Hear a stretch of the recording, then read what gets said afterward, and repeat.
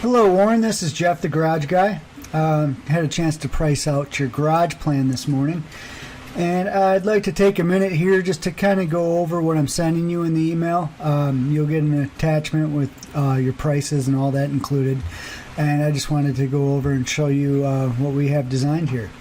What you can see here is a top view of your garage. You can see your very large cabinet here, the one we talked about where you might walk into it and be able to store things, large items inside there.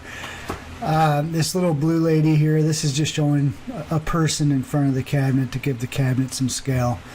And then I designed a nice system along the back wall. I did a store wall pinstripe around the perimeter of your garage, along with a raised deck floor. So let's take a different view here. We're looking here at the back wall. We'll start with the back wall cabinets on the left side. What I wanted to do is create sort of a symmetrical system the best I can, cabinet system. And of course there's a refrigerator on the right, so symmetry is not totally possible. But I wanted to get you a tall cabinet in here because I think you need some tall cabinets. And we're a little limited on what we could put tall cabinet wise over here. So we have a cabinet system here. It's about 8.5 feet tall. You got a 66-inch tall cabinet here, and a 30-inch tall cabinet on the top of that. So that's 96 plus the 4-inch base. That's 100 inches of cabinets. Essentially, this cabinet here, after it sits on its base, is the same height as the refrigerator.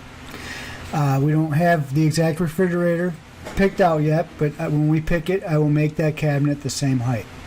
And that way I was able to put a cabinet up here and a cabinet on top of your refrigerator that evened out as well. And keep your workbench in between the two and some uppers here.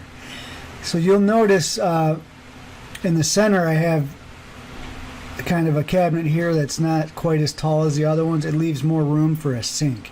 So my plan is to put the sink in the very center of this. I know we were going to need to look at the plumbing and make sure it all, goes together well. At this point, I think we should be able to pull it off just fine. So basically you have a 46-inch tall cabinet on the left side and the right side of the bench. And then I made it a 40-inch cabinet in the middle.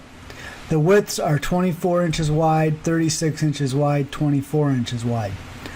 On the workbench, we have 24 inches wide, 36 inches wide, and 24 inches wide as well. And these are full depth base cabinets, 24 inches deep. If you look down below, you can kind of see it from a different angle. So you can see, oops, sorry about that. You can see that these tall cabinets are 24 inches deep, along with these lower cabinets and the cabinet above the fridge. And then it steps back for the workbench area. Let's talk about the real big cabinet here. Here's my blue person standing in front of it. Basically what I want to do is I want to create the visual of having two very large doors. In reality, only the left door opens. And with the left door opening, you'll be able to walk into this cabinet, turn to your right, and there's going to be shelving. That shelving will essentially be attached to the three walls, one of these walls being the door, or it will look like a door. It's actually a cabinet wall. So you'll be able to have adjustable shelving top to bottom here.